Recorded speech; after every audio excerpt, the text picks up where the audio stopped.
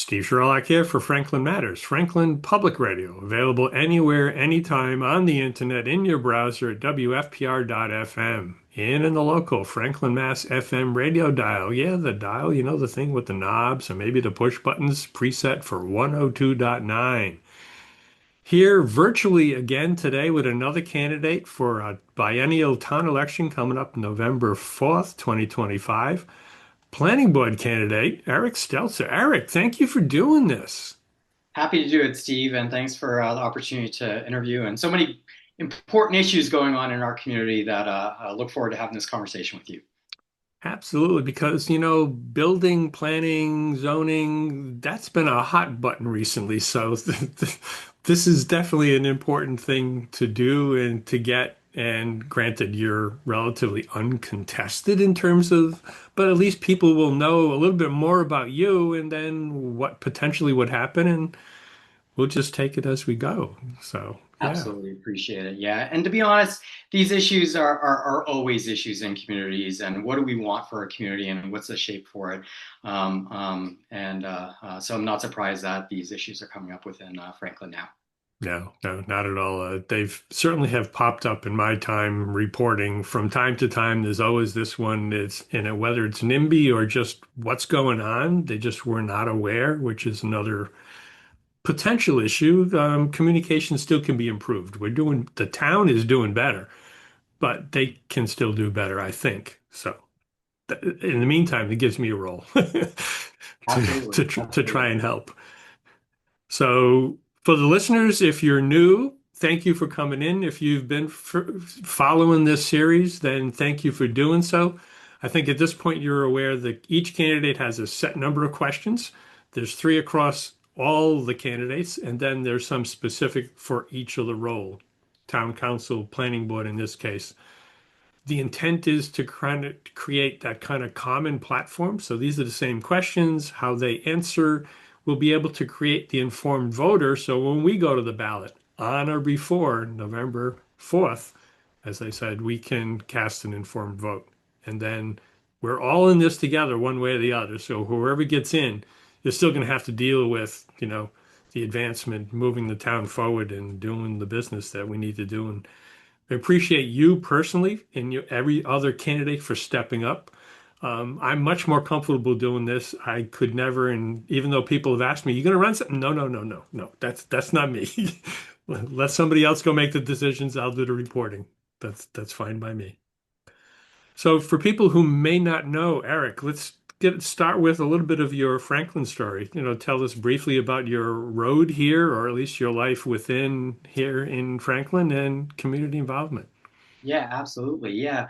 So I grew up here in Massachusetts. I've lived a lot of places other than Massachusetts, both here in the United States as well as spending some time over in the United Kingdom. And my family and I moved here to Franklin just a few years ago in 2022. And we really moved here for just the strength of the community. I remember when we were looking at where to move, we came down to Beaver Pond and we were just having conversations with people. What's it like to live here in Franklin? They just talked about how their neighborhoods get together for a family dinner or outdoor barbecues, or the sports are really active here in town, the great schools that we have. We were able to go down to downtown, visit Teddy Gallagher's and have Mm, a meal there. And it was just absolutely charming. And once we kind of had Franklin on our eyes and on the radar for the market and where we were looking at moving, we knew it was going to be an easy pick. Here, our family, it's myself and my wife. My wife is a school teacher in neighboring areas, and we have two kids. One's 8 and one's 10. They're both part of the Washington School District, hmm and we are active in sports. I have one child that plays a lot of baseball, and both kids play a lot of hockey. So you probably see me out on either the baseball field or the cold ice rink somewhere along the way. hmm Early morning ice time or late hour ice time. Yeah, yeah, it definitely is a commitment for sure, but it's rewarding. They get a lot out of it, and we have a lot of fun as a family as well. So hmm Yeah, I remember my daughters at one point were doing the swim stuff. So we would go into, the swim environment, the pool prepared to sweat for the day, and yet it was 20 below outside. So you definitely had to dress in layers to survive outside after you spent the day in the pool sweating. So yes, Yeah. indeed. Well, thank you for that. Uh, Second key question across the all the candidates is talking about the civil discourse. Clearly, I think people are aware that, particularly because of the political environment, mostly the national political environment, it's really created, controversy, and discourse is not always civil from time to time. We're fortunate here in Franklin, we're more, especially on a local level, this is a nonpartisan election, but there's still opportunities for discourse and avoiding some of the challenging environments. What can you speak to in terms of what you would do, or how you would either avoid the divide or help bridge the divide? Yeah, I really see it more as a bridge. And it really comes down to two words, in my opinion. One, respect. Number two, listen.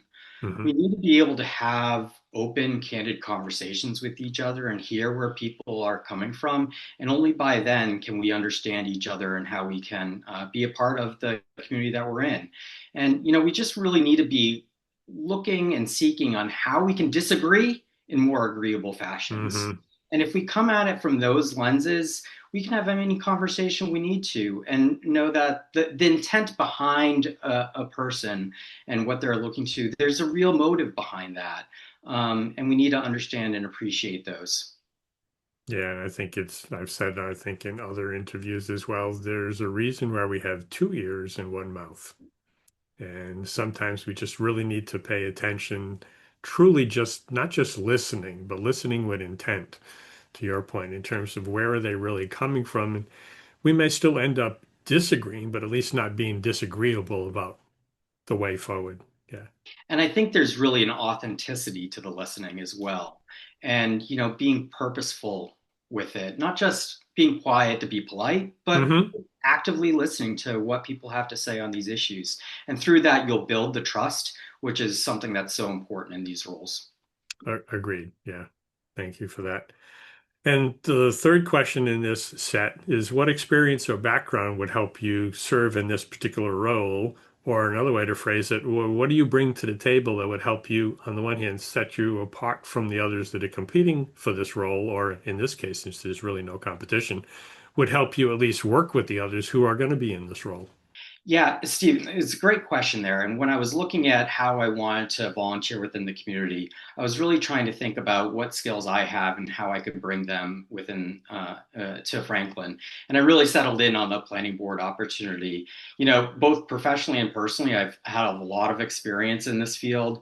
I've worked as a regional planner. I've worked as a state energy analyst. I've worked on implementing renewable energy programs within the Commonwealth of Massachusetts. And more recently, I've worked as a transmission development director, as well as an environmental consultant. Um, Personally, I've volunteered in the past on other committees. When I lived up in New Hampshire, a piece of legislation passed which allowed municipalities to create energy commissions. Hmm. And I was the very first one in the city of Dover that stepped up and formed that energy commission, working with the city council there and looking to understand our energy use within our community and taking actions, working with the planning board there. I've also served on site evaluation committees in other states where I've reviewed applications that came before them for permits. And also reviewing the applications that came before for renewable energy development. And what I've noticed about all of that experience is it really takes important skill sets of engaging with stakeholders and understanding their needs. It requires a skill set of understanding site plans and reviewing them Hmm. and Yeah. with an open eye to find where those impacts are, as well as the creative thinking to regulations and how we can set our regulations up in such a manner to make it the community that we want. So with all of that, I think it really helped to lead me towards taking the next step here in Franklin towards serving on the planning committee. Hmm. Good. Thank you for that. This next question is also in regards to kind of the master plan. Do you support the goals and recommendations of our master plan? And if so, how would you work as a planning board member to help implement them? Or if not, why not? Absolutely, yeah. One of the skill sets I think that's unique that I bring is that I was on the master plan. I worked with that committee for 18 months to help listen to what the public had and what they wanted for a vision for their community, and discern and think about what it meant, and come up with the right language to include into the master plan. So as I was looking at it, it's putting myself forward for opportunities. I thought, one of the key things I can do is to, with that background and that history of being in Hmm. those conversations, help to bring that to the planning board and emphasize. And so, what does it mean for me? There's really three issues out of the master plan that are most important to me. Number one is housing. Number two is how we can protect our open space and our agricultural land. And number three is how we can improve our downtown.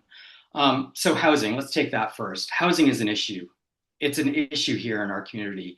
We, when I was having conversations with people, oftentimes what I was hearing is there's just not a price point for me to enter into it. People that are Hmm. younger that are looking to stay in Franklin and want to be in the community where they grew up, and they're just priced out. Likewise, there's a lot of people that are older that maybe have had their kids and they've uh, moved on, and they just have too big of a house, and they're wondering, where do I live within this community? And we have a lack of diversity of housing within our community, and Hmm. that's one thing that I think is really important that the planning board can work on to implement is what can we do to increase housing density in limited areas, and what does that mean? We're not talking about big apartment complexes. We're talking about how can we support more organic, sustainable growth within our community that fits within the fabric of our community. So that's one key area that I'd look to be implementing. Number two, on protecting open space is so valuable for so many reasons, whether it's preserving our natural lands so that we don't have to invest into so much stormwater management because our natural lands can absorb the increased rainfalls that are coming from storms, whether it's the mental health capabilities of just being able to take a walk out. I remember Hmm. when we were on the master plan and we were talking about one of the key things I want to do is every community, every neighborhood in our town should have access to open lands from their neighborhoods so that they can just get outside, take that breath of fresh air, and just relax a bit. So I think that's really important. Low impact development. How can we implement, stormwater management systems within our development to ease that burden within our community? Looking at opportunities for pervious pavement to help our groundwater recharge. Those are important factors for us and constantly kept coming up from people. Lastly is economic development. And I see, as I mentioned, when we were looking at Franklin, one of the first things we did was to come to downtown. We have such a great downtown, and it has strong foundation, so much potential. We really need to reinvigorate our opportunities for the downtown. So what Hmm. does that look like? It means making our downtown more accessible to people. How about access into our stores? What about the pavements on the sidewalks and making sure that they're accessible to everyone within our community? So having an inclusive downtown area.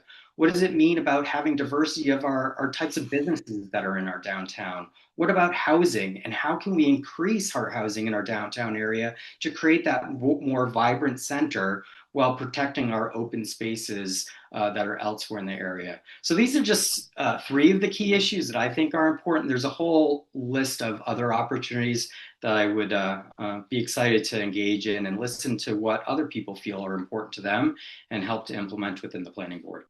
Good. Thank you for that. Because, yeah, and I can attest as one of that senior category you were talking about, our kids growing up, we had the colonial, where do we go? We, as an example of one, we're fortunate we ended up overbidding to get into Chestnut Ridge in the condo environment. Not everybody can do that. One, because there's just not enough of those particular spaces available. And that, I think the technical term is that missing middle of the housing, the diversity within. We've got clearly, what is it, 80% single family homes. We've certainly seen a rash of, apartments, but the middle is the other accommodations. We've got very limited senior living in terms of the first floor bedrooms, first floor living arrangements, et cetera. So I'm totally on board on that. That definitely needs to be in there. As an example of one, and I know I'm not alone in that because it seems like every other conversation I talk to, and certainly at the senior center, there's a lot more people in the same category as I am, and they're still waiting for the opportunity to jump and try to go somewhere. Many of those, unfortunately, have already made that move outside of the town because there's nothing here. So yeah, I agree. That's certainly worthy of conversation. How do we implement that so that people agree that that's exactly what needs to be done? And the foundations are there, Stephen, right? We have such a great asset with our town common, with the senior center that's there, with Hmm. great sidewalks in the downtown core area. And so I think there's a real opportunity on how we can reinvigorate that downtown to have that right mix of increased housing as well as supporting our local business there to create that vibrant, thriving community that we want. Hmm. And the next question in this planning board arena, do you have a vision for responsible, sustainable growth in Franklin? Chloe, you're going to be managing the proposals before you, but if you have a vision, you can share it as well. Yeah, I do. Yeah, thanks for the question. Sustainable development means so many different things to different people and how you approach it. And for me, as I was thinking of answering this question, it's really about having a vibrant, inclusive community that protects our natural resources, creates housing, enriches our community services, and supports the economic development. Because for me, sustainability isn't just about protecting our natural resources, it's making Hmm. sure that people have a roof over their head, making sure that people can earn a living, making sure we protect our cultural resources that are within this community. And so it's really looking at it from multiple different perspectives that will get the best benefit for our community. Yeah, I concur. And that was one of the reasons the question was phrased in that way, because sustainability is not just one aspect. One of the key ones in there, and you did reference it, was kind of the economic development piece. And especially if something is being built, and certainly there's still some numbers out there in regards to, well, it's more important to have ownership based versus apartment rental based. I think the book is open on that. We haven't gotten yet a final decision as to which would be better. And I think there may be circumstances where one is better than another. That's something we still need to get to as a community to have that discussion and get there. But in the meantime, yeah, we got to build something so that at least it doesn't overtax the resources that are required to support it, and still gives us some revenue so that we can maintain what we need in terms of the lifestyle and the community. Yeah, I agree. Sustainable development doesn't mean no growth. It just means the right size of that growth. And that's where we need to have that more dialogue within our community and what that means for them. Likewise, sustainability doesn't mean just about protecting our open spaces. It's about the connectivity within our community and how we stay connected and how we can, by being connected, we can be stronger and we can weather those challenges that come before us. And all that kind of comes into the planning board and how we want to envision what our community is and how we want to set ourselves up for development. Hmm. Good. Thank you for that.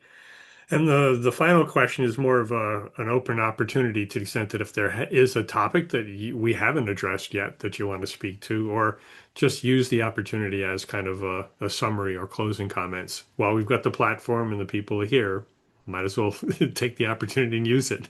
No, I appreciate the open-ended question, and what I just say is that while this race isn't a competitive race, it's an important race. There's a real opportunity now for the planning board to work with the new town council on implementing the master plan. The master plan, was an exhaustive effort, and a lot of input went into it. We really need to look at that, and I think that's what I can bring. Is that experience working on the master plan to help implement that vision, helping to build those bridges across our community, listen to the issues that are before folks, and bring my skill set professionally of working on renewable energy development and transmission development to better understand those site plans and be looking at it from that lens of how we can minimize the impacts to people within our community. Hmm. Yeah, and I think having met her again for the second time at the Harvest Festival, we actually have a new planning director as well, right? Replacing Brian Taberna, who retired. So it'll be interesting to see how she, you know, gets her feet wet and gets involved in the planning space, which certainly she'll have some interaction with the planning board as well. Yeah, I just recently heard about that as well, and really excited that we found someone to fill that role, a role that was really needed to get filled. There's only so much work that Amy can do within our town. So great team of people there at the town that are working on these issues, and really look forward to collaborating with them more as a member of the planning board. Hmm. Good. Thank you for that. And listeners, thank you for listening. The show notes, and there'll be a slide at the end of this that'll have Eric's contact info. So if you want to reach out via phone or email to further the discussion, give an additional question if we haven't covered it, he's welcoming that. Absolutely. Thank you, Steve, for the opportunity to talk here.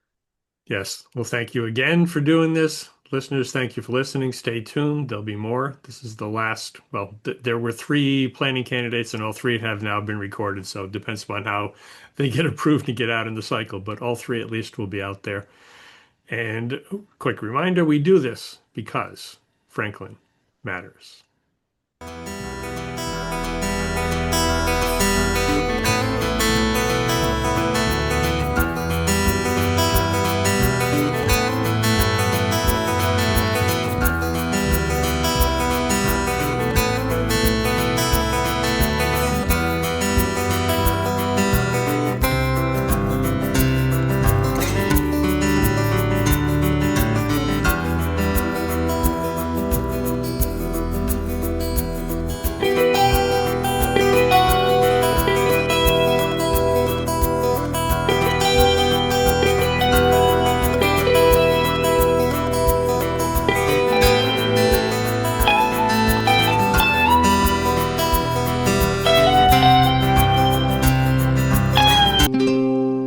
This program was made possible by your Franklin friends and neighbors, good folks just like you.